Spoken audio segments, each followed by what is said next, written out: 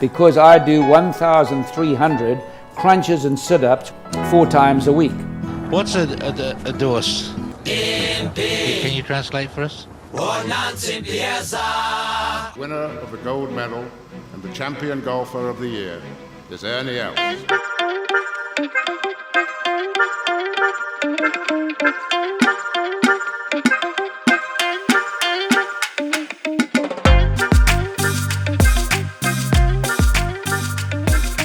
All right, welcome back to the Go Track, everybody, the podcast about golf and golf-adjacent stuff, mostly from Africa.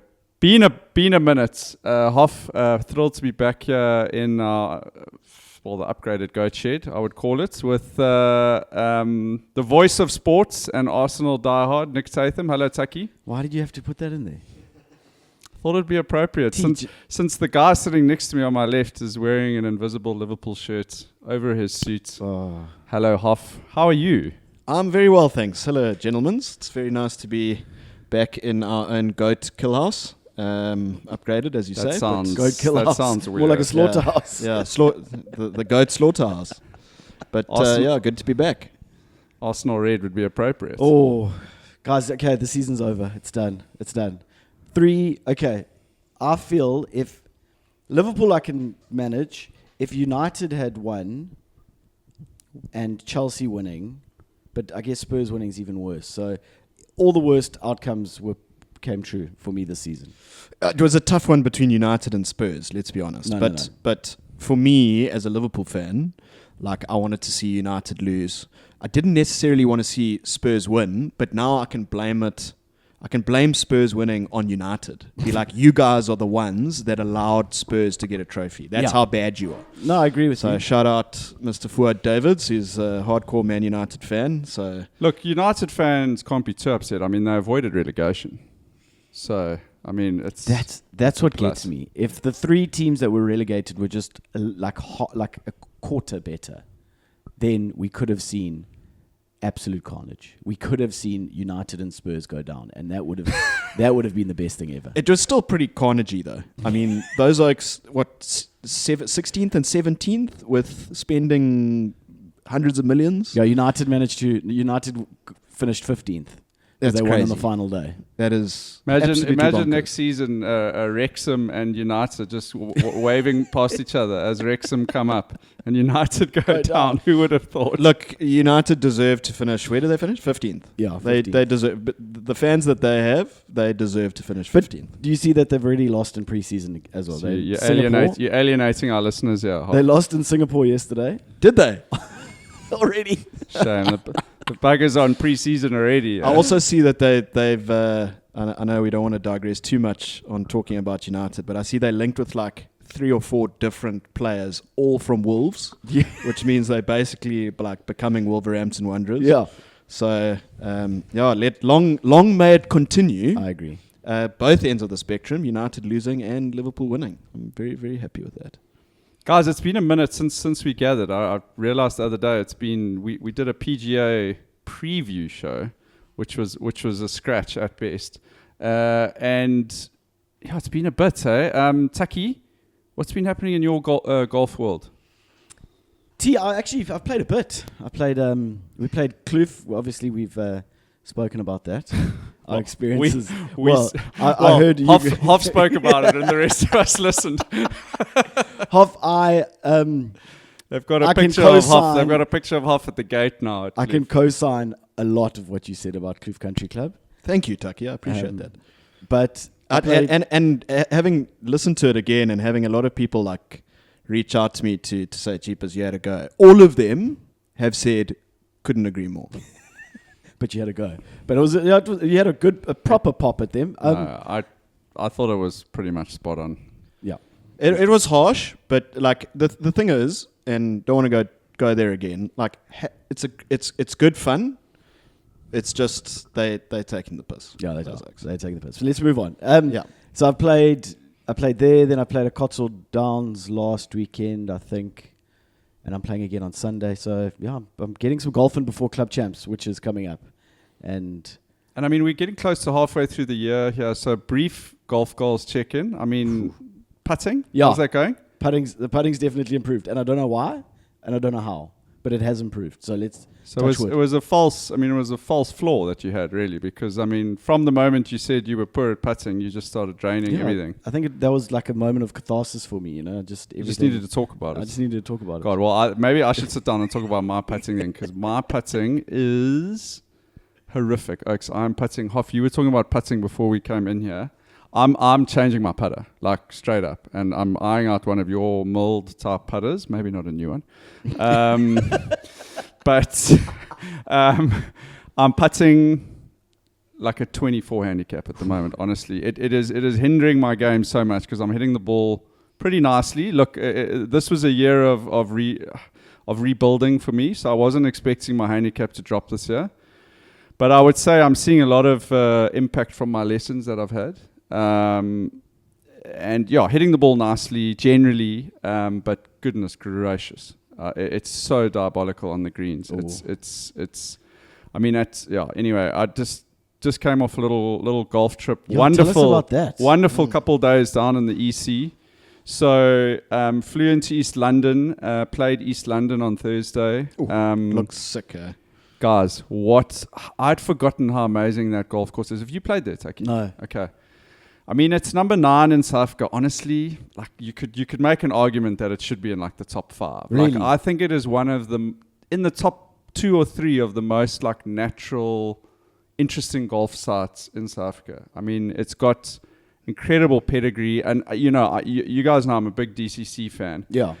But the contouring and the layouts of that course, like going up and down and over those dunes, at times you think, like this actually puts DCC to shame a little bit. I would say the difference is probably that the scale of the dunes is like bigger at East London. It's almost like I said to you, almost a bit like Amdoni it feels at times. That's the vibe that I got from those photos that you sent. The scale, like you're hitting these outrageous shots. Like I mean, there's a par 4 where the tee shot is completely blind. You're hitting up a dune, and you can hit a 4-iron, up to the crest of the hill or whatever. But the caddy's like trying to put drive in your hand because he says you get over there and you're basically like on the green. So you're literally hitting over the top of a dune like that. Whereas DCC is almost a flatter piece of land with like ripples on it. East London, you're literally going up and over a dune and then coming back along it. And I mean, honestly, the front 9, like I would say, you could argue it's like the strongest front 9 in like South African golf. It is legitimately wild. There's maybe one like okay hole, but it looks like really it's good. So well kept as well. Like it looks pretty pristine. Yeah. So I have to say, from the last time I was there, which was about 10 years ago, like chalk and cheese the conditioning. Last time I was there, it was honestly looking like a little ropey on the edges. It was absolutely pristine. I mean, the greens were rolling beautifully. The fairways were great. And the other thing I wanted to give a shout out to is the staff there. Like it wasn't busy when we went, but like couldn't have had friendlier people. Like literally greeting you before you even walk like into the pro shop. Super friendly bar staff. Had the best caddy that I've probably had in like a decade. Honestly. The poor guy, because we got there late on Thursday and we were supposed to have 2 caddies, but the guys had gone home already because we were like literally the last 2 off time. And he said, no, Dory, he's organizing another guy who's just finishing 18. Well, anyway, the guy said he's going to meet us on the 2nd green. Got to like the 6th green. And poor old Richard, our caddy, was double bagging both our bags. Up and down and over those dunes. And I said to him, do you think your mate's coming? He said, negative. The oak has gone home. So he did it for 9 holes. He carried both our bags for 9 holes. Reading every putt, like servicing us. Like, honestly, I would have been happy to have continued with him. Anyway, he roped in some, I would say, non-caddy assistant who wasn't great, who carried my mate's bag, luckily. But yeah, it was awesome. Definitely Hoff needs to be on the SA Open rota. I mean, I know they had that Africa's Open there for a number of years. Yeah, I was actually going to say it's disappointing that it's not on like a major rota because it looks epic. And it would be such a great advertisement for SA Golf to get that on there. It's like the location is down, in that bush next to the sea. And I think it's probably the course. I think I sort of said this last week. I think it's probably the one course in the top 10 that like the least number of people would have played. Yeah. Because it's not really that close to anything. A lot of guys have played Humewood, and then a lot of the other top 10 courses are, close to Cape Town or Joburg or whatever.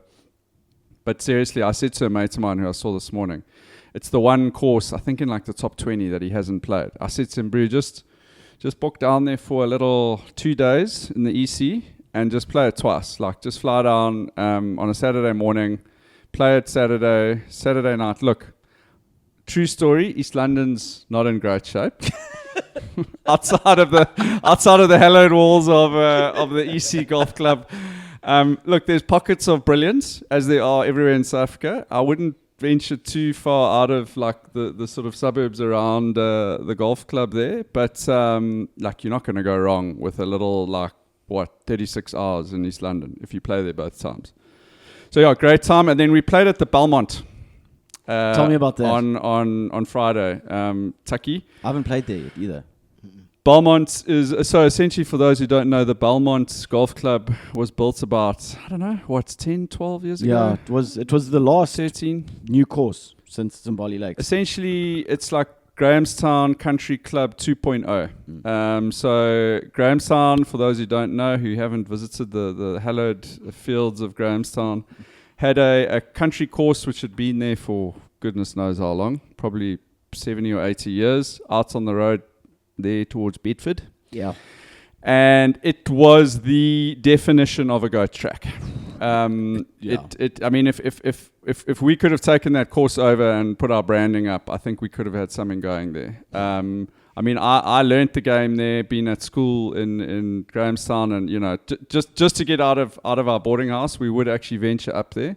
But I mean, you could lose never mind a golf ball in the fairway, you could lose like a shoe in the fairway, It was tough. I mean, I've got great memories, and I'm sure you guys have got one or two from Rhodes days of the spirits and that of the club.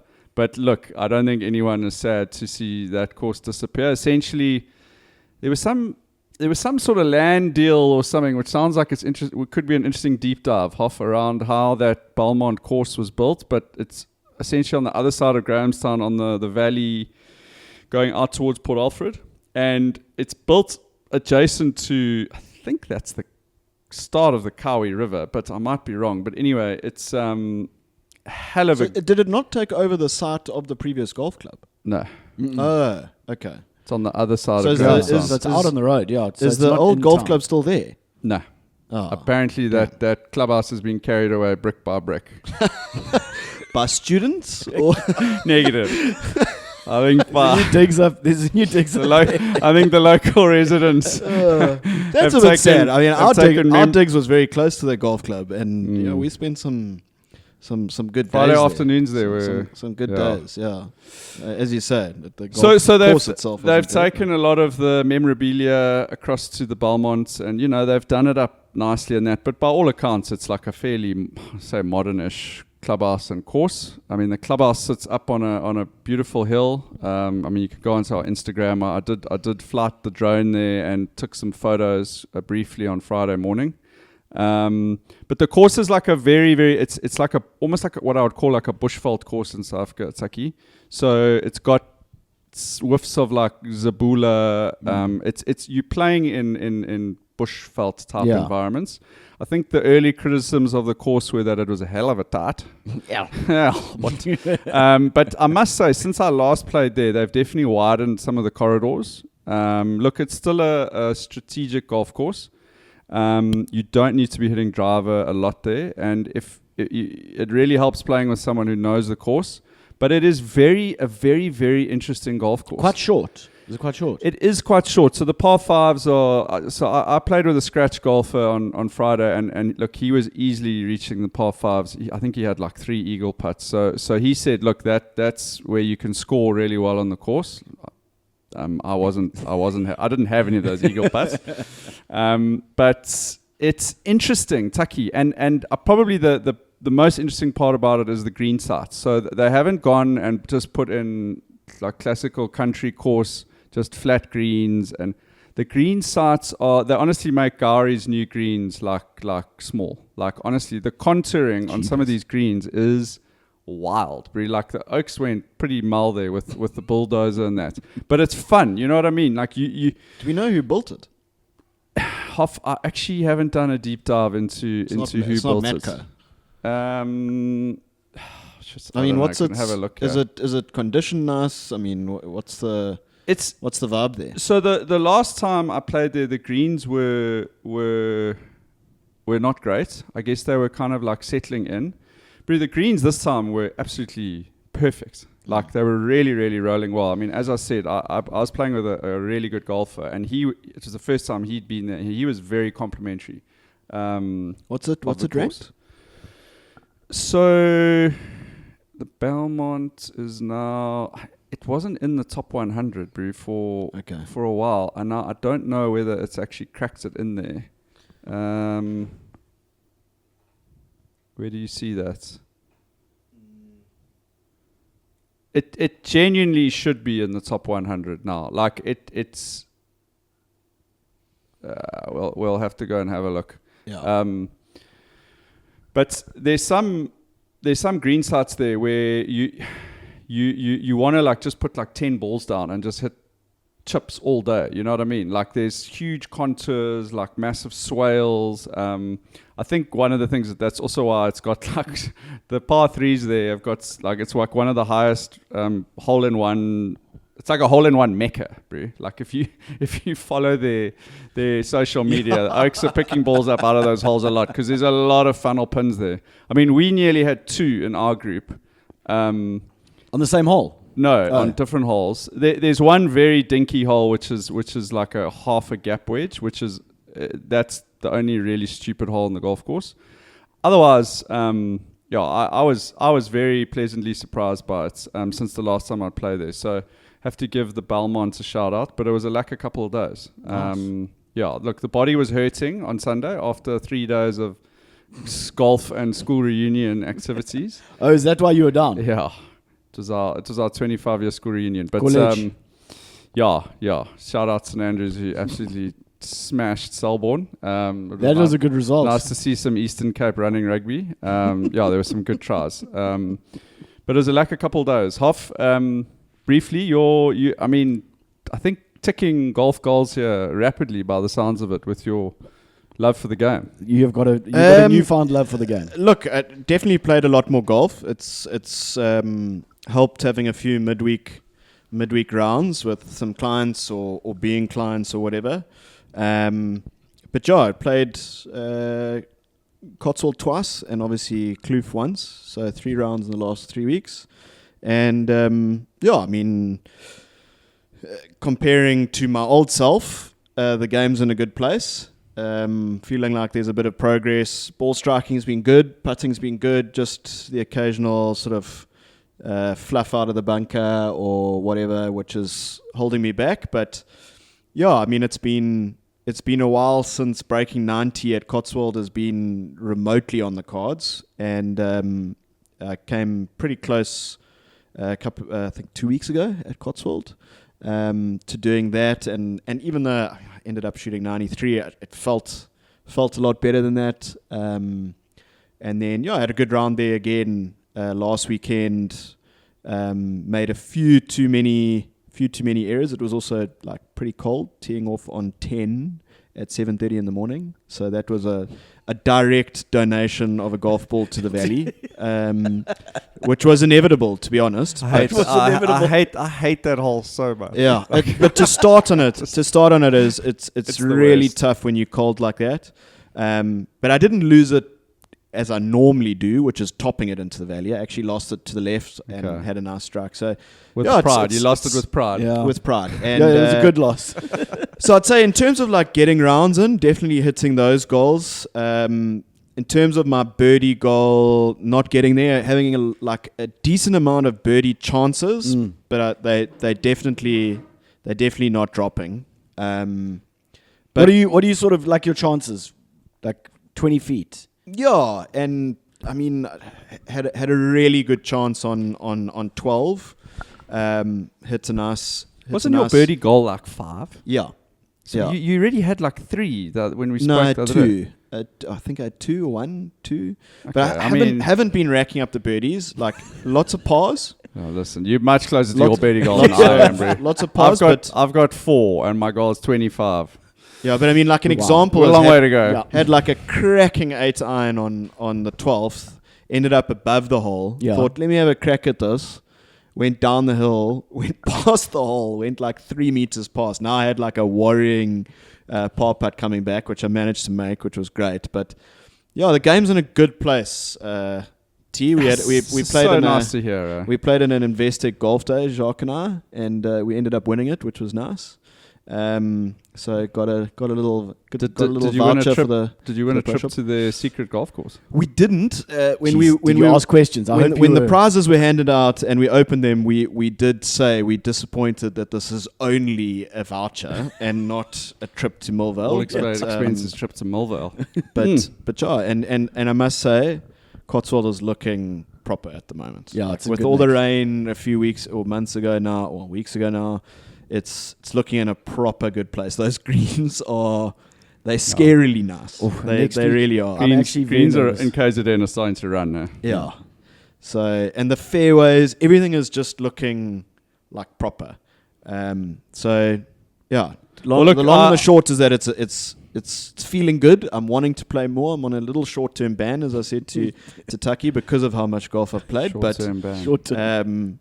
Yeah, we're in a good place. It's just so positive. I love it. I do hope you guys do get to Millvale, because I'm sure our listeners are tired of us hearing about how great our rounds at Gowrie and Cotswold are and bitching about Kloof.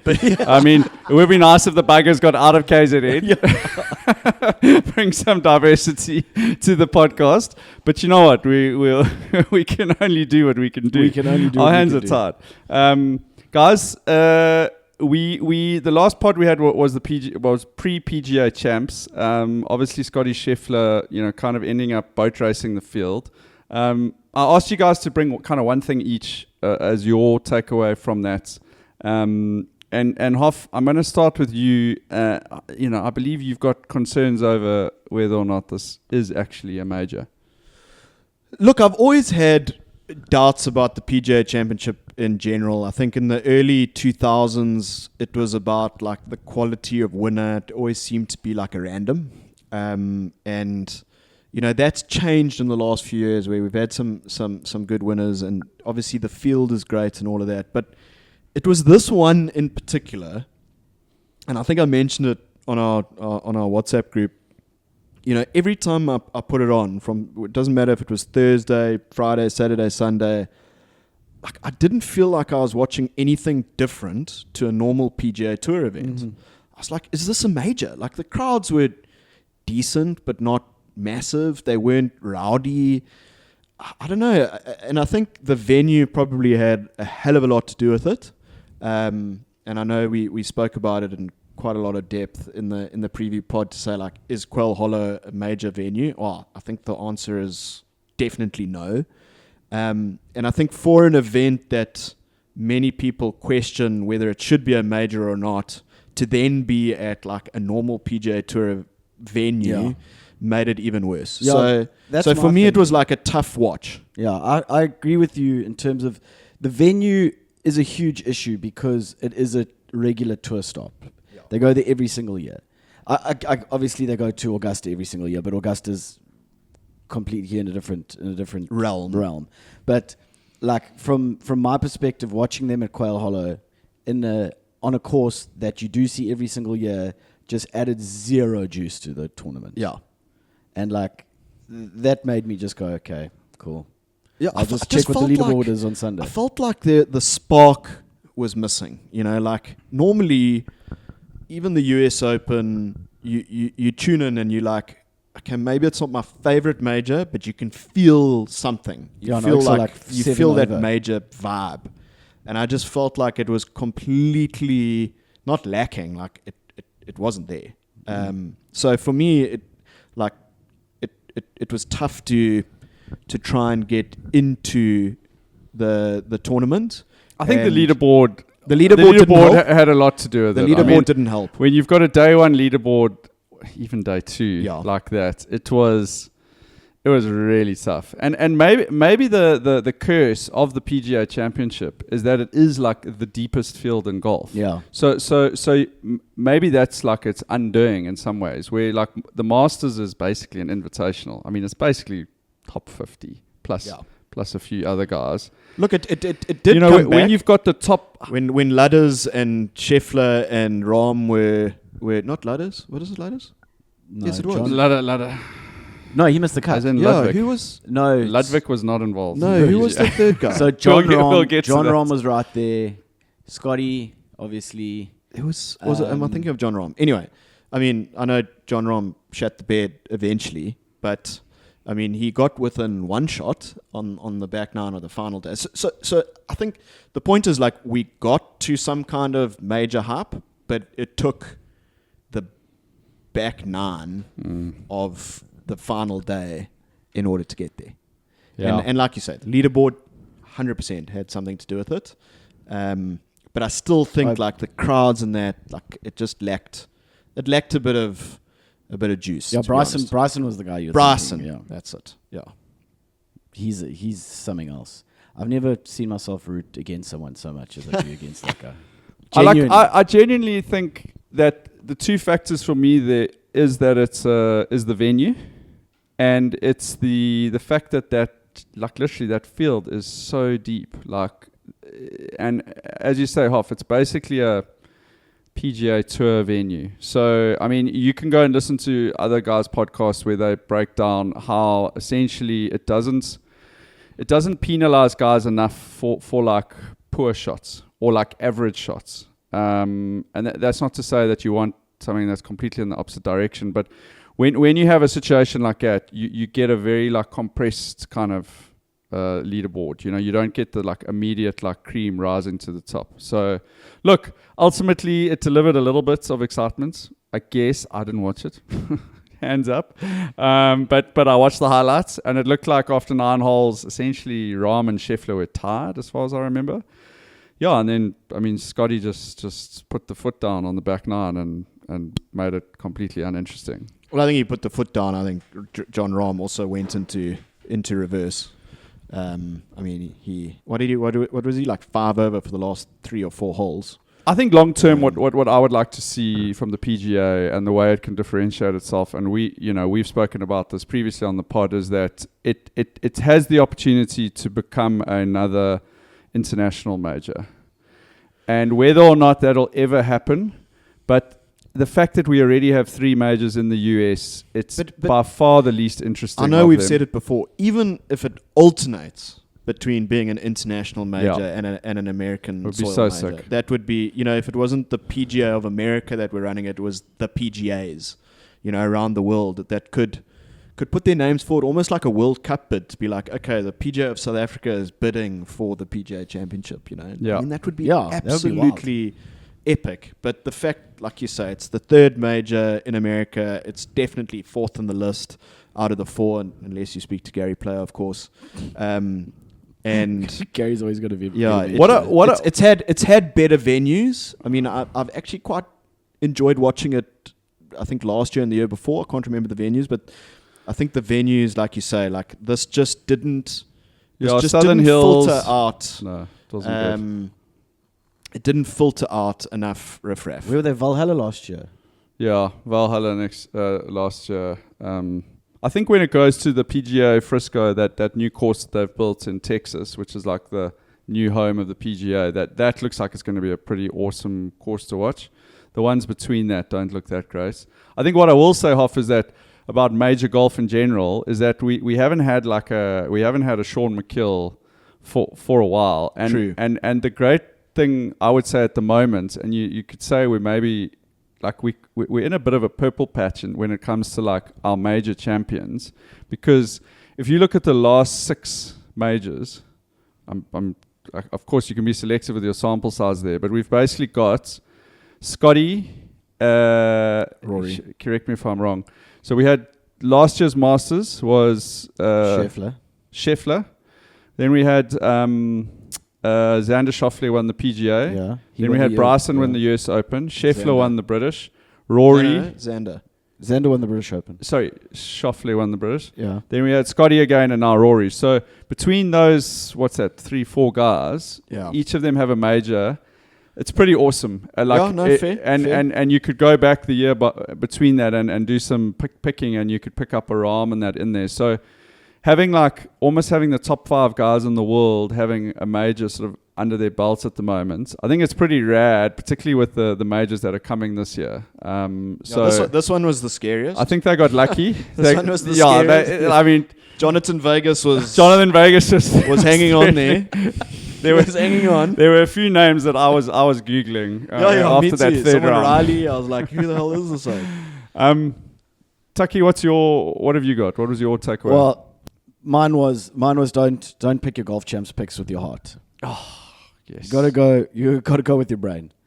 It was outlandish. I picked Jordan Spieth going for the career Grand Slam, and he missed the cut. And I picked JT because I was like, this is a hard pick, but he was in good form, to be fair, I think. So I picked JT, and he also missed the cut. And then I had Rory and Daniel Berger. So on the Go Track pool, I finished down in 26. Just to give you some backing, though, I mean that's for most majors and most big tournaments. That's a good pick. I think it was just this PGA that was tough. I thought JT was in there potential winner. Jeez, but especially at Quail Hollow, he loves the PGA Championship. Yeah, and that was the idea. But in a major, him and Jordan Spieth have just not featured. It's just a completely different ball game, and it just feels like they've just separated the wrong way from the other guys. Your killers, Scotty, Rory, Xander Schauffele, Bryson, those guys have just separated themselves completely, and they. I mean, bro, you don't have to tell me. I mean, JT's supposed to be one of my flag bearers for my team, and won the last time they were at Quail Hollow, and just totally no-showed. I mean, it was a tough couple of days for me, and we can get into that just now. You bring up Golfchamps. I did have to shout out our winner there, Randalls, Hoff. Randalls. Narrow just Gareth the Narrow Randalls. Narrow just won by 4 shots, which is no small feat on Golfchamps, let me tell you. And also completely I have to, I mean, this is behind the scenes stuff, but he did reach out to us after the tournament, and he said, listen guys, you know what, I don't consider this a real major, and therefore I can't accept the prize. So shout out to you, Narrow, for doing that.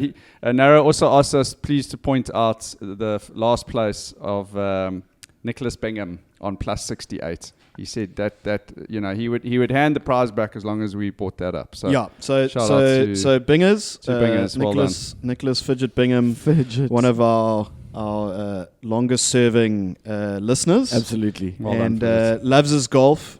But we have to just point out he finished last on plus 68, and second to last was plus 46.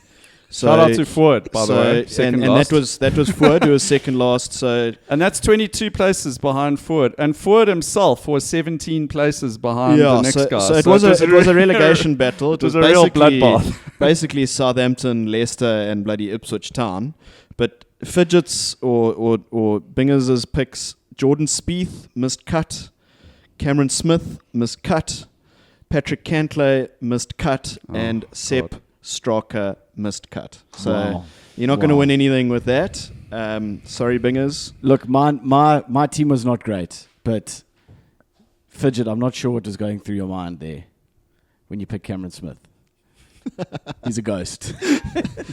But yeah, that's quite intense at the bottom there. Look, if your goal is to get a unique pick, then I think he probably ticked that box, I'd imagine. Plus 29, third to last, plus 46, how did he do, followed by plus 68. How did that rate nationally? I mean, can we look at the national? Let's have a squiz here, global.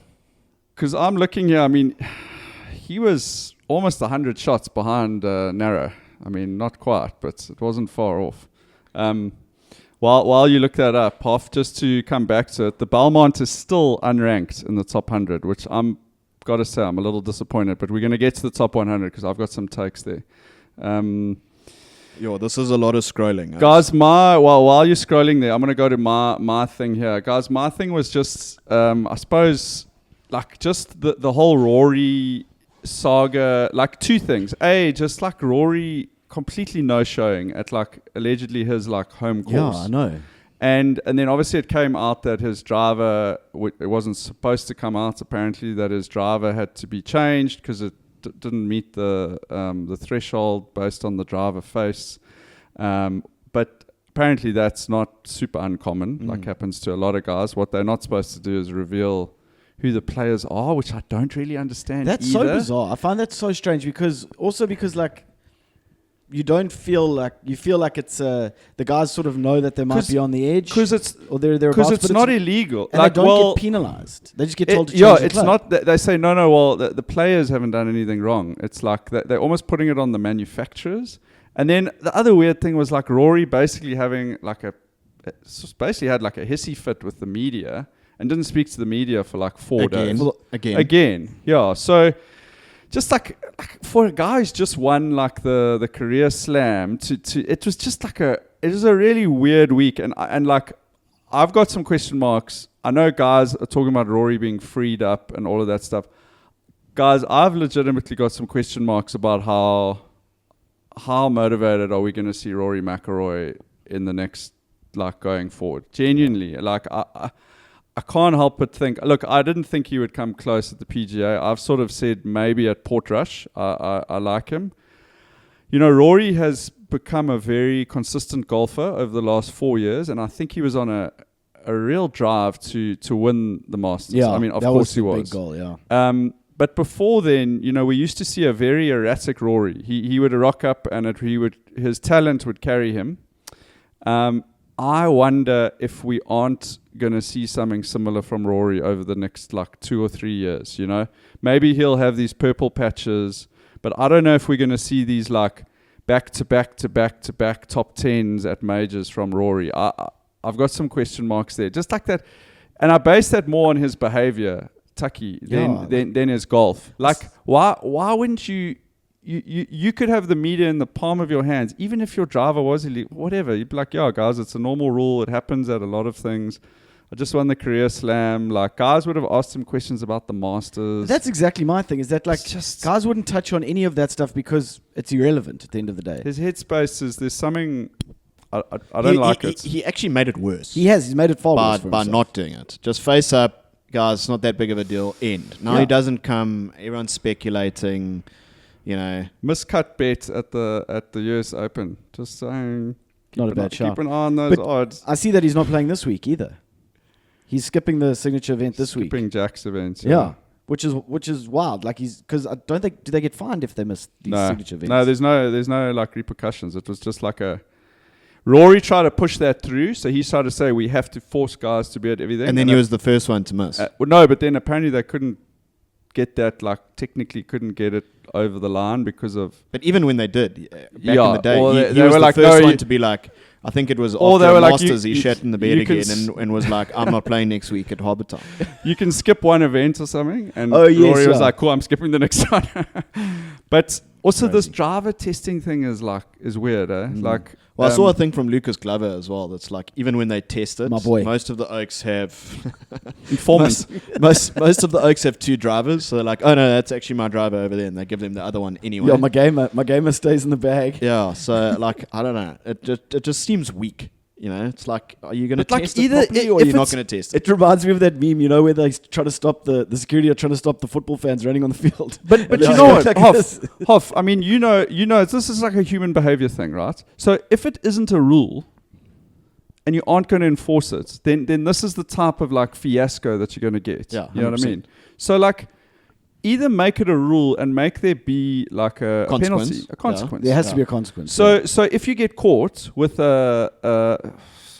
drinking, driving, or whatever, if you get caught and we're going to do random testing, we're going to grab the oak on the 18th hole, and I was picturing them putting him through like the guys at the airport security, you know, like just having like a please put your driver onto this like But I mean, travel surely ladder. that's what it should be. And if it fails, two-shot penalty. Yeah, you've got to make it something like that. 'Cause So like, if you do that, let me tell you, before those guys tee off, they will have their driver at the manufacturer's truck, and they'll say, you make sure that "You this put thing's your legit, balls on the yeah. line and make sure this thing's But legal." T, isn't it like Formula One? You finish the race, they weigh your car, everything's like checked. 100%. If you fail that, you're out. You You're don't win. out.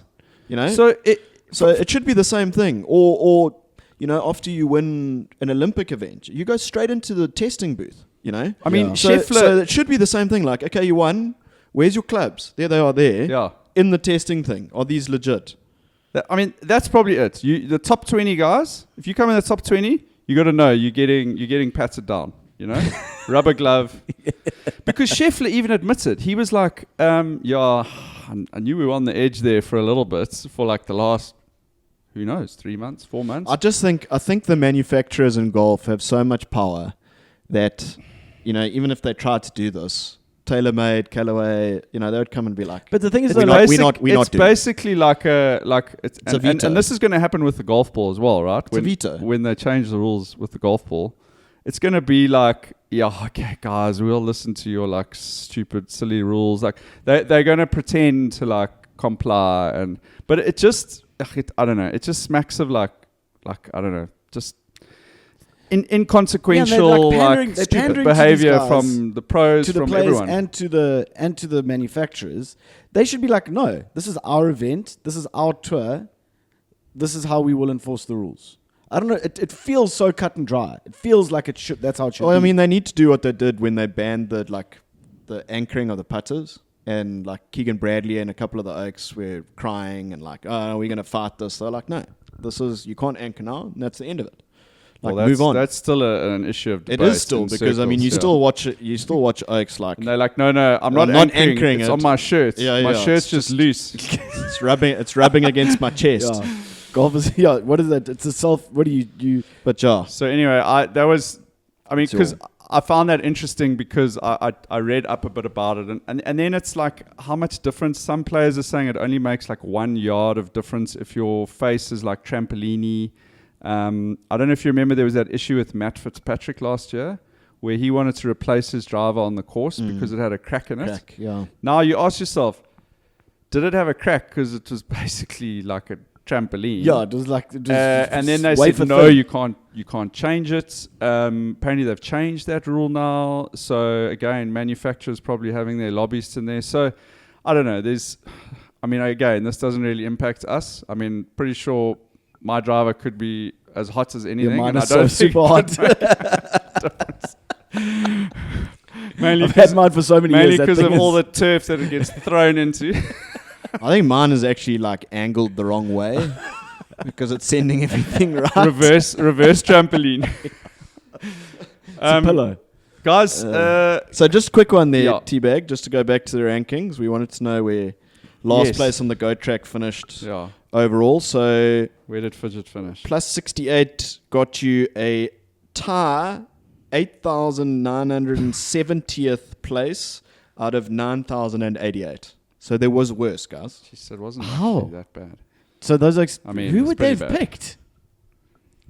So I've got an answer for that. Yeah. Who came last? Thomas Pullen. Shout out Thomas. Thomas Big Pullen. listener, big big listener of the listener. show. Thomas Pullen ended with a plus 81. Mackenzie Hughes, miscut. Russell Henley, miscut. Oh. Patrick Cantley, miscut. And Sungjae Im, miscut.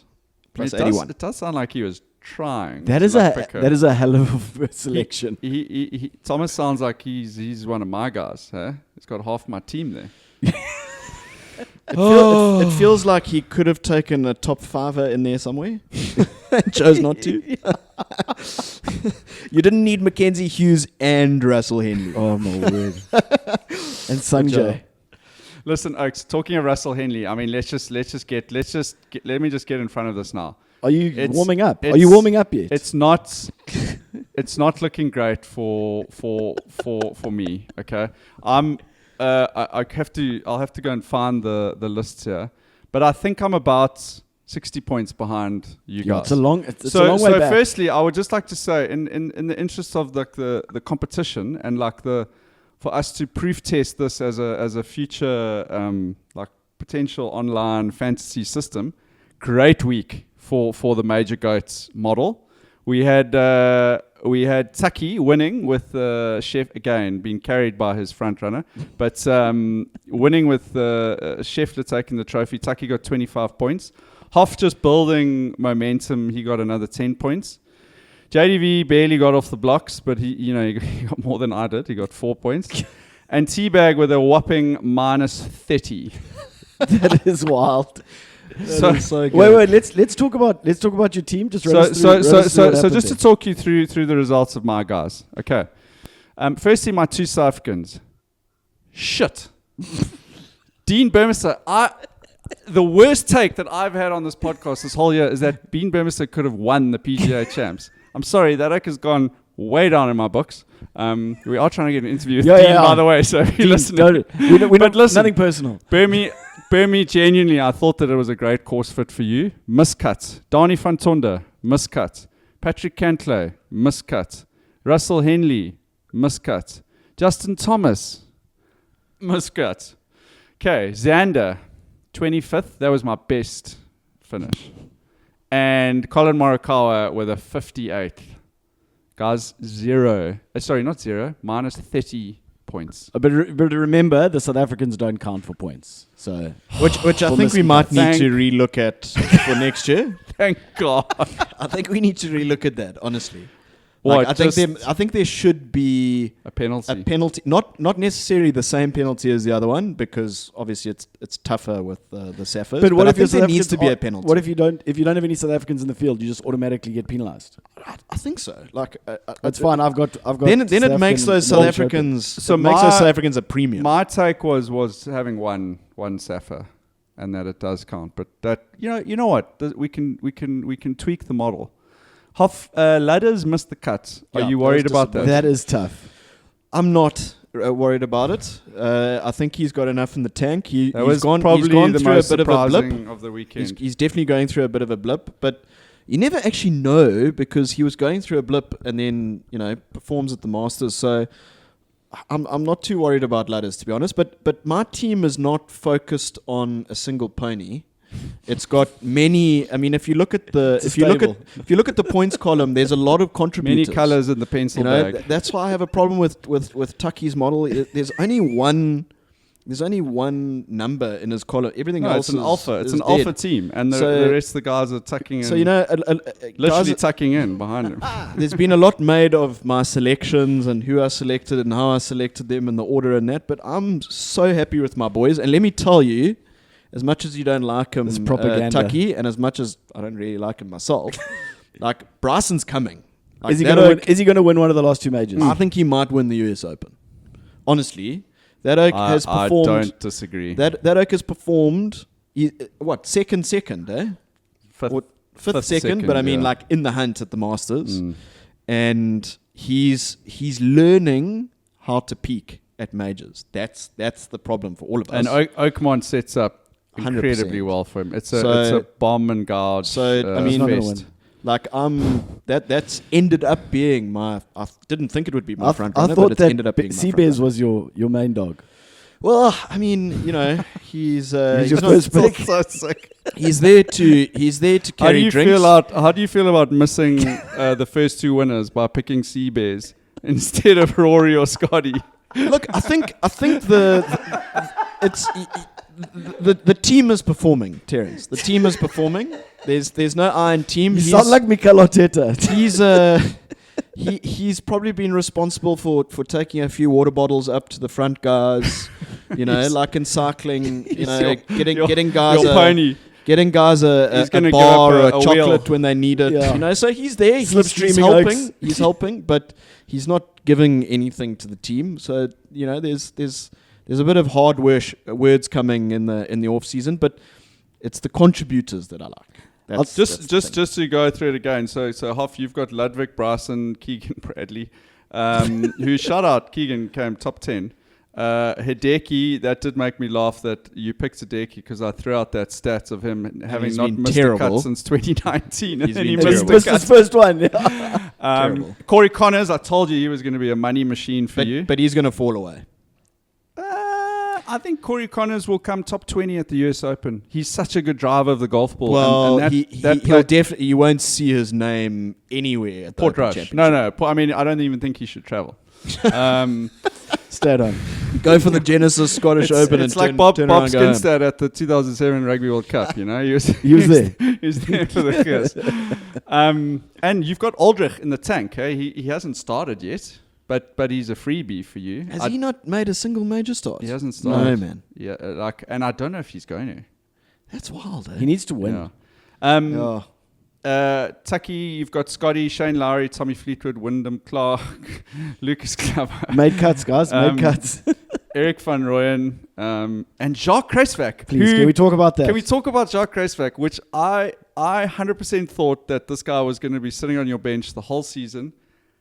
Absolutely out of nowhere, US Open qualifying. The big guy has qualified. And in London, he went and played a qualifier, and he's there. How are you feeling for him ahead of... I'm over the moon. I know you've got Scotty, so you're feeling good about that. I'm over the moon for the big guy. For Jacques. And do you think he's you could gone get an and interview done with him before the US Open? We should actually try and set definitely that should up. try and set that up. I'm going to put that on you. Thanks, Tucky. Okay, we'll chat to him because he's my undercover. But guys, a good proof of concept here. Outside of the Dickheads team, listen, I refuse to write these guys off, Hoff. Write them off at your peril. It's not over.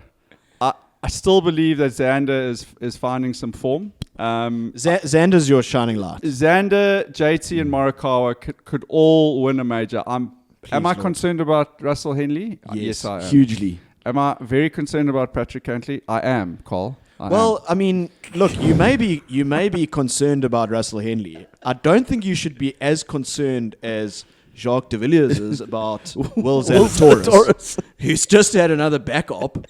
So let's talk about that. Will Zalatoris miscuts at the Masters, miscuts at PGA, and just announced that he is going under the knife. Been under the knife. Oh, he's under the knife. Yeah. Or he was under the knife. He's come out the other side of Yeah, it. he's no longer under it. So is JDV worried? I mean, he should be. I think So what happens now? I think No. That's It's just- sorry, Bell. I mean, So we spoke about it. we spoke about some do you sessions. remember JDV was the one who said absolutely no. This is your Miscuts. team and this is it. Yeah. So does he get a MC at the other two majors? Yeah. Well, if For Will Will doesn't Zalatoris. make his, unless he if he doesn't make rocks his up. return from a back operation, like basically having his spine replaced. But I mean, we even spoke about it in that pod. Say, like, is this man healthy? And he was like, I think so. So that's the risk you take. That is the risk you take. It was a risky pick. JDV must have been But look, smiling when and, John and, Rahm was. and again, like right I at the said top. earlier, I don't think Rory's going to deliver another like 35 pointer for JDV. So I think it's a 2-horse race. Yeah, between you two guys, and I've got JDV in my sights now. I'm gonna coming for him. 60 points behind. I'm gonna differ from you Henley's there. coming I'm for gonna you, differ JDV. from you there, T-Bag. I'm gonna say that Rory has a chance. I think he rises for the bigger ones. I think we got to be careful of a bit of recency bias with his performance at the PGA.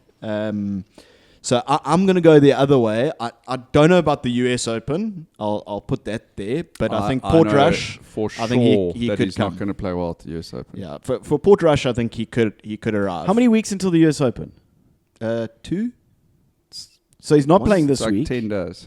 So he's got one more tournament to play. He's got playing one the tournament to Canadian play. Open. Oh, that's next week. Yeah, so it's 3 weeks, 2.5 weeks till the US So he's Open. got the Canadian Open as only warm up Yeah. before the US Open, and he loves that tournament. He's won it. Hasn't he won it? He has won the Canadian Open, eh? I mean, so. allegedly. That's quite a lack of tournament. Allegedly. You know, Guys, maybe we'll see Jimmy. What's his name? Connors, not Jimmy Connors. What's Corey Connors. Corey Connors. That's how much I like. on your team. He's in my dude. own team. You were shouting him out at the Nedbank. You were like, it's so nice to see the like in the flesh. Did I? Yes. Hey, Jimmy. Hoffs, Connors. you've got a short memory when it comes to this podcast, which is concerning for you because you've had some takes on this podcast. Guys, some good form from SA golfers. I mean, Garrick Higo with that win, and not only the win, but he played really great at the PGA. Yeah, he did. So that was really cool to see. And then, guys, last week, Aldrich Potgieter with a little top 10. Yeah. I mean, it's been up and down for our stuntman, the human thumb. Just hitting it absolute mile. But yeah, I read somewhere he hit 10 drives over 350 yards last weekend. Just absolutely mashing the ball. Hoff, I had some feedback from a new listener. I wanted to share this with you, which I thought, because I know you're deep. This doesn't sound too good. It's a Cliff Country Club member. This is the chairman of Cliff Country Club. No, shout out Harry, who I played golf with last week, and I got him onto our podcast. But he said, I really enjoyed your podcast. Just throw that in there, thank you. No, he said, you guys talked about that French youngster Martin Couvre, who won his first tournament a few weeks ago. He said that guy won the SA Amateur Stroke Play and Match Play up against the top South Africans, including Aldrich, a few years ago, which was unheard of. I therefore expect big things from him. And Harry knows a thing or two about golf. So just wanted to add some color there, which I didn't quite realize it was the same chap. Yeah. Be interesting to know where that was, what golf courses those were on in Safa. I think it was at Mount Edgecombe. Is it? One. Yeah. Okay. If I'm not wrong. So maybe a name to watch if you consider. Okay, maybe a bit early for Ryder Cup talk, but looks like a bit of a vibe. And you know what? We need a vibey French golfer. I think an underrated story in like world golf, and I think we need to do a deep dive on this at some time, is I thought no French player had ever won a major, but apparently way back when, one of the guys won the Open. But it's a bit of a storyline if you consider the fact that they're usually pretty colourful. I mean, Victor Dubuisson was quite a colourful guy, quite an interesting character, but talented as well. Very. Who was it? John van der Velde. Who's the guy? Jean van der Velde. Yeah, that had the meltdown he at went the British backwards. Open. Yeah. Yeah. I mean, Taki, that guy that you played with in the Pro-Am, David Rivera. Yeah. Jeepers. I mean, he was a quality individual and I watched hell of a golfer as well. Yeah. I watched Victor Dubuisson many years ago at the Nedbank Golf Challenge. Like, I think he was about 4 meters away from me. Duff a chip shot and then just tee off on his golf bag. I reckon he hit his golf bag about 6 times. We were just standing there behind him. We're like, hard luck, Victor. I heard he was a tough fit in the Ryder Cup change room. He's got some snakes, I think they got Graham McDowell to. I think they got Graham McDowell to just like shadow him around. But he was certainly an interesting cat. Listen, Hoff, on the subject of shadowing around, there was a rather interesting delegation that made its way to the Whitehouse in Washington last week. Some golf focus there as well. No, I missed adjacent. a lot of this. I just saw these random like images coming through on my WhatsApp. But yeah, I mean, what was your take on that? This is definitely golf adjacent, I think. And, you know, I've got to give a shout out to Cyril, who I think like sort of played the game, right? He didn't just arrive and think he's going to sit and defend himself. He tried to play the game. From what I understand, he must have known that he's going to get set up with one of these attacks. I mean, the way that Trump did it was just like hilarious in some ways. But, you know, Cyril tried to play the game. From what I understand, he took a golf book with him, a book on South African golf courses. Yeah, I think it was like the top 100 golf courses. Yeah, he gave said, it to Donald sorry, Trump. I can't give you a plane. I'm sorry. Sorry. I mean, that's an epic gift because I think our golf courses go under the radar big time, especially the Belmont on the world stage. Chief Country Club. I'm gonna DM Trump on Twitter and tell him that the Belmont should be in there. Yeah. Trump Belmont. But he also then took a couple of golfers. Apparently, he apologized for Gary Player not being there. He had a conflict, which is surprising considering the numbers. Oh my word! We know how many clones there are of Gary. Well, I mean, it's disappointing because on his own version, Gary Player was the reason why apartheid ended. So, I mean, he could have ended the whole thing with America right there and then. Could have solved the war in Ukraine as well. But I don't think anyone else would have got a word in if Gary was there. No. I think that was you would have definitely done a signature fly kick, like in front of Trump, surely. Kicked over something on the table. Maybe accidentally kicked Trump. Yeah. Should have been. But it was an interesting event, TBag. I mean, I don't think we need to get into too deep about the politics of it on the GOAT track, but I thought it was an interesting move to take Ernie Els and Retief. I thought it was a good move, and it definitely had the result, because I think at some stage Donald even said, these are great champions, and I respect champions. So I think that was the tick box. Did they do the best job themselves for South Africa? Look, I think Ernie did what he could. Pulled out his little green mamba passport to show that he still uses it, and he's still proud of it. Was it the ID or the passport he pulled out?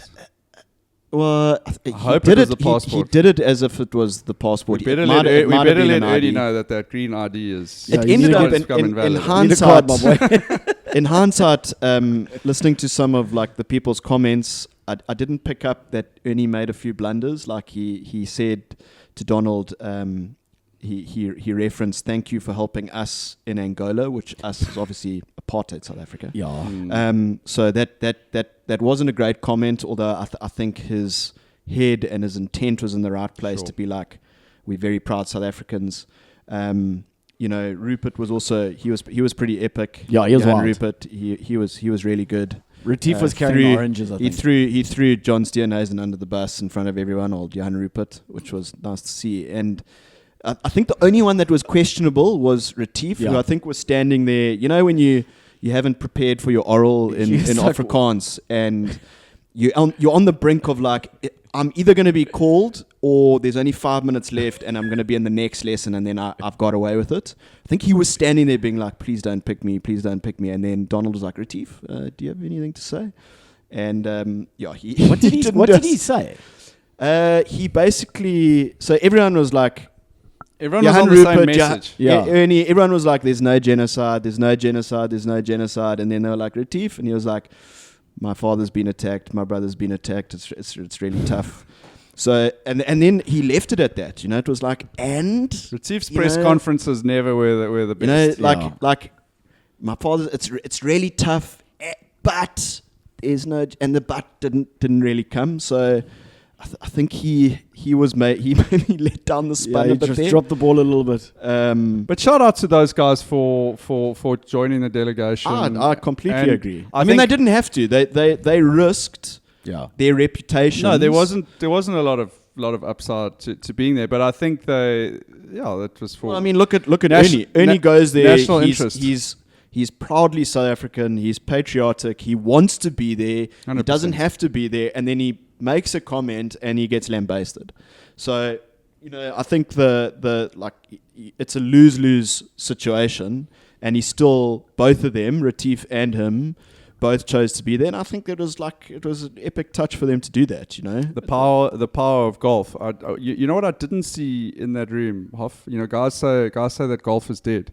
I didn't see any South African paddle players being asked to go to the Whitehouse. Well, I think they asked JDV, and he had his squash league. So he it was a Tuesday night, and obviously he's got Gillet's squash league on a Tuesday night. So he might have started regaling stories about the match play at Cotswolds.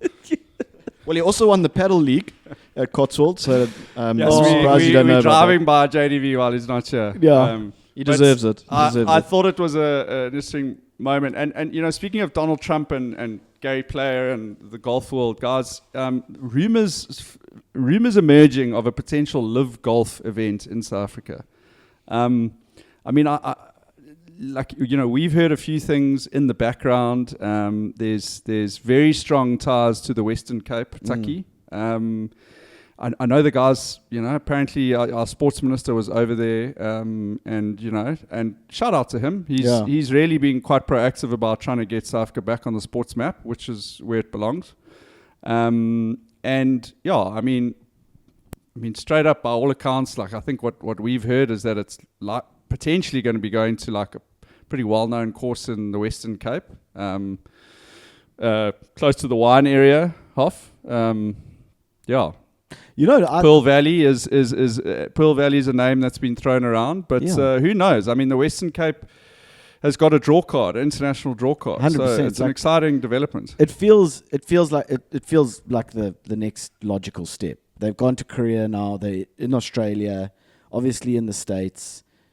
Let's get it to more markets, bring it to South Africa, golf mad. There's a South African team in LIV, and they're not just there to make the numbers up either. Like, they're a very competitive team in LIV.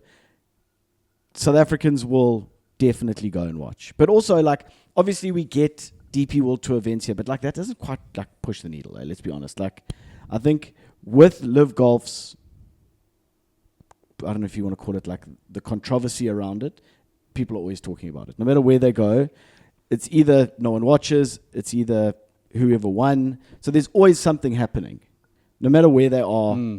So I think that, like, I also think, Tucky, like, to your point, just sort of expand on it. Like, I think South Africans have seen the Australian event, and they don't want to be outdone by Australians. yeah, 100%. So, I mean, they've seen those Aussies in Adelaide, like, lose their minds. And now they're like, okay, We're going to do that at Pearl Valley. you know. But that's the thing. I think Gary Player Country Club, Sun City is the logical, like, venue in theory, but I don't think it can happen because of, obviously, ties to the... I worry a bit Tournament. about the suits kind of taking over at Pearl Valley. I worry about it being a bit of a... So the bit venue of, is a concern, executive. but I think, like, as you say, it is logical that we get the event. Think what you will about LIV, like it, don't like it. Like, if there's a LIV event in South Africa, I'm going, because you still want to see all of those golfers. And it's not like a normal event where it's like, cheapers, is that guy going to make it? Is he not going to make it? Like, all of them are there. Yeah. That's what they do. And I think it would be epic to go and see Phil Mickelson and John Rahm and all the Safa boys and all of that. You know, irrespective of what you think of LIV, it would be a lot of fun. Somebody described LIV to me the other day as like it's like border. It's like almost the transition period between like the PGA Tour and the Champions Tour, and like, but it's like going to see some of the guys that you'd want to see at a Champions Tour event without all the other shit oaks that you've never heard of, plus a few like legitimate golfers, like throw in Bryson and like, I mean, more than a few, like at least 10 guys that you really want to see, plus a few like household names that you just can't help like pine over, you know, Westwood. like least Poulter, you know, Phil, Sergio. yeah, And the DJ afterwards, obviously. and a few guys that you've definitely never heard of as well. Never heard of. So, Anthony Kim. but really, it'll be a great again. Like we spoke about East London, but I mean, geez, it would be a great advert for South African golf if it's up in the Winelands area somewhere. You know, huge exposure for SA, and I guess Gates and McKenzie knows that. Yeah. And yeah, let's hope it comes to fruition. I mean, we heard potentially as early as next year, which would be amazing. I know Pearl Valley's gone under new ownership. Okay. Which is foreign ownership, and Oh, yes. I Yeah, I saw understand that. that's potentially could expedite the whole thing. I can't believe it hasn't happened already, to be honest. I mean, we got a South African team. It's not like we have South Africans playing LIV. It I is don't a know. South African team. I don't know whether there was a huge willingness to get an event here from. I know the guys have been talking not about necessarily it. from like the players, Yeah. but from the Love. higher ups. Yeah.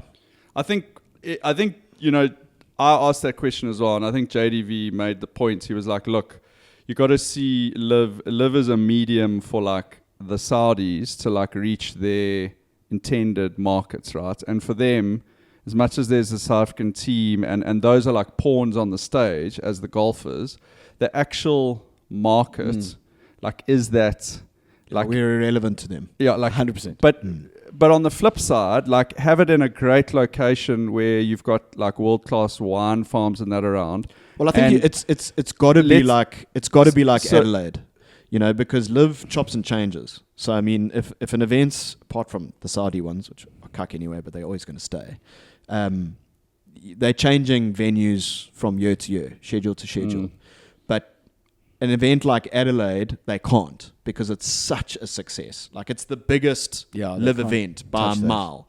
And I know they've re-signed with Adelaide again. So it's got to be like that, you know. And I think Saffers will come out. Will come out in our numbers. No, you they know? will. But the other thing is, you Surfers also will got to show take up. into consideration is like distances. Like Oaks traveling, like that's the other thing is when you have events that aren't sort of close to your big centres. Oaks have got to travel Look, accommodation. the Cape would be lacquer in terms of like the guys battle to leave the southern suburbs. But I think it would be lacquer from like a marketability point of view in terms of like how it'll look on TV Yeah. with the mountain and all No, of that. I just that's what I'm wonder saying. about their venues in terms of like, is it going to be a jawl and, you know, is that going to be shown and all that kind of stuff? But look, let's see. I mean, the first step is getting it. Yeah. And then, you know, getting our press passes. Time to look for an Airbnb in Paarl, I think. Battle. Battle. I don't think we'll be staying on site. Pearl Valley. Well, maybe. I mean, we've got a mole in the whole True. live scene, so True. I think he's got higher ambitions. for himself. Guys, lastly, the SA Top 100 sort of a renewal was bought out. I don't know if you guys had a chance to kind of have a look at that. If you had any thoughts on it. I mean, obviously, I guess in the top 10, the kind of, I suppose, the big news was the re-entrance of Durban Country Club at number 8. And there's a couple of clubs that have dropped out, 1 or 2 clubs that have moved up. Any thoughts? You know, I've got 1 or 2. Yeah, I mean, really nice to see Champagne Sports. I think they are, 20th, 21st? Somewhere around there. 20th, yeah. So I think So maybe just going through the... But they're holding firm. They were 20th last year as well. yeah, so it's I mean, that's such a nice golf course. And I mean, it's also a bit like holiday vibe. So I think if they really pulled themselves towards themselves, they could go even higher. But yeah, it was nice to see them. Maybe just going through the top 10. So we've got the Lynx at number 1, the Lynx at Fan Courts. Blair Athol has moved up ahead of Leopard Creek. So Leopard Creek down at number 3. Then we've got Pearl Valley, St. Francis Lynx at 5, Glendower 6, Arabella 7, Durban Country Club 8, East London 9, shout outs. Pinnacle Point at 10, which is a tough day for Swanee, whose line was that Pinnacle Point shouldn't be in the top 50. And it's only going up. Fancourt Montague 11, Sishan 12, Elements, Zimbali, Gary Player Country Club, Royal Joburg East. I think those buggers there are going to be a little disappointed with that 16th rank. The club at Stain City, Pazula, Humewood dropping down to number 19, and then Champagne Sports at 20. My take is that I would like a little bit more transparency around how these selected, rankings yeah. are actually done and who is on like the panel of these rankings, because I'm not 100% sure that they've got the kind of weighting of like how they assess courses correctly. Like for me, like the facilities inside of a change room and like the options of food at like a halfway house should not necessarily really impact whether your course is like in the top 10 or top 20. I would like to see like more of a pure golf ranking. There seems to be a massive emphasis on conditioning, which is really interesting in that Mshlali Country Club, which had probably one of its worst years last year from a conditioning perspective, went up in the rankings. So that's an immediate red flag for me. When did they play? Look, both of our sort of home courses, Cotswold and Gowrie, both went down in the rankings. Yeah. You know, which, you know, I don't know how a course goes from being a 12-hole golf course, you know, which is essentially a mix of holes, you know, as Gowrie used to be, to now an 18-hole golf course, and it moves down in the rankings. I don't know whether that's maybe because the course is still growing in. There just seems to be a lot of the same types of golf courses that are in like the top 20. And for me personally, Durban Country Club is like one of our finest gems, like on a global golf scale. I mean, it's been ranked in the top 100 golf courses in the world, like on a consistent level. And I find it a little bit of a slap in the face that it would be ranked at number 8, like quite honestly behind a course like Arabella. Nothing against Arabella. Like I think Arabella is a fine golf course. Down by the lagoon there, it's lovely. But it's essentially on like a housing estate. Like, and you can't get away from that. You know, Pearl Valley, also a great course. You know, it's sort of similar traits. So I have some concerns over when I see some of our real gems, which I've played recently, and I know that I was still in great nick. I have some concerns over seeing them sort of the courses with great bones, that seeing them just slide like that when there seems to be this massive favorment towards how fancy the halfway house is and how pure are the fairways. Just a couple of red flags. Yeah, there were a couple of head scratches where you're like, how is this course above this course? But that comes down to the transparency thing. Like, we need to know why, like, how do you rank it? Like, what's taken into consideration? 100%. So they provide you that very detailed breakdown in the magazine, but who's putting those scores in? That's what I want to know. Yeah. It's not clear if there's a panel, but also like if it's like a public. I believe you can rate courses on the website. So how much does that impact? And is that a good idea? Like, getting the public, getting the general public in, because Oaks are going to go, no, this course doesn't let me drink on the golf course. Like, Maneshkum and Gary, see ya. Maybe that's why Gary's dropped on. Yeah, Hoff Boschuk's out the top 100. Yeah, it's good to see, because I see that now. Hoff's all in on the system. Anyway, Kambaku, the number one 9-hole course in the country, has broken into the top 100. Yeah, which is great. And also, I think and I know we've spoken about it before, but the fall from grace of the Sun International golf courses. All of them have just. I mean, except for Arabella. Like, Arabella's a Sun International course. How long ago was it that Gary Player and Lost City were both in like the top 15? Now Lost City, where's Lost City? It's like 60th or something. Let's have a look. I mean, Wild Coast at one point was KZN's number one golf course. That thing's like barely hanging on in the top 100. Yeah. So it's that's like a confirmation as well. But there are a few head scratches in there, I must say. Legitimately, Lost City should. Lost City's 82nd. That's hectic. It's behind Mdoni. Lost City, should not be in the top 100. No. Oaks. After we played it last year. Yeah, you played it recently. And the fact that, of course, the Belmont, it's actually a slap in the face. I mean, your comments on Kloof, Hoff, last 2 weeks ago would apply to when we played Lost City. I think it was embarrassing. I think it's the biggest. It's one of the biggest drops. It's dropped 12 places. It should have dropped more. But I mean, imagine how much that's dropped over the last couple of years. I mean, it's just continued to plummet down there.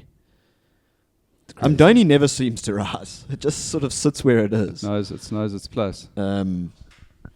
Anyway, I would like a bit more information on how it's done, and because it's a big deal. Like, people look at that list. So I've got some real issues all the way down the list there.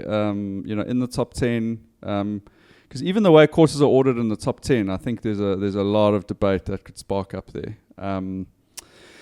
But guys, it's been great to see you guys. Taki, I know you've got places to go, guys, people to meet. It's been fantastic to be in the goat slaughterhouse. Looking forward to hearing you controlling the MC, controlling the Sharks on Saturday night. I will be controlling the Sharks to a victory against Munster. Please, Taki, please. It's gonna be tough. Get the crowd going there, please. I'll try my hardest. Hoff, nice to see you, and I'm just so thrilled to hear how your relationship with golf is blossoming. In the middle of winter, we are blossoming. Going into the middle of winter, and I think with all the rain that we've had in KZN, I think we're going to be playing golf pretty deep into winter on some nice green golf courses. So need to play a few other courses. Maybe a few other courses. If possible. Look, we have tried. I've tried Royal 3 times this year. Every single time I've tried to play there, it's been closed because of rain. So I still need to make my way. What about out DCC? Let's go play there. I'd love to play DCC. Okay. I really enjoyed walking around there at the SA Open. Let's shake down our DCC members. Some South Coast golf is always good fun. Always good fun. Well, the Go Track AGM needs to be organised, and there's a few strong contenders for that. So I wouldn't mind another little little walk around South Broom, to be honest. It's been a good few years since I played there, and that's always a lot of fun. Best pro shop in the country, apparently. Really? Allegedly. Good heavens. That apparently factors into the rankings as well.